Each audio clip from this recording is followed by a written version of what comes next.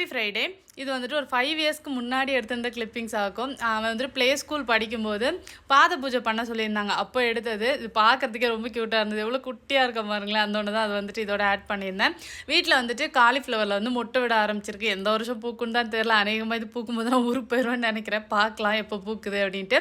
இப்போ டிஃபன் சாம்பார் பண்ணிடலாம். ஒரு 4 டேபிள் ஸ்பூன் அளவுக்கு மல்லி, ஒரு 2 டேபிள் ஸ்பூன் அளவு கடலைப்பருப்பு, கொஞ்சம் வெந்தயம், ஜீரகம், அப்புறம் கருவேப்பிலை, 2 வத்தல், ஒரு கை அளவுக்கு தேங்காய் போட்டு நல்லா வறுத்து அதை வந்துட்டு பவுடர் பண்ணி எடுத்துக்கலாம். இப்போ ஒரு சட்டியில் எண்ணெய் ஊற்றி கொஞ்சமாக கடுகு, உளுந்து, வெந்தயம், அப்புறம் கருவேப்பிலை, ஒரு வெங்காயம் எல்லாம் போட்டு நல்லா வதக்கிட்டு ஒரு தக்காளி, கொஞ்சமாக வந்துட்டு அதோட உப்பு, மஞ்சள் பொடி, பெருங்காய பொடி போட்டு வதக்கிக்கோங்க.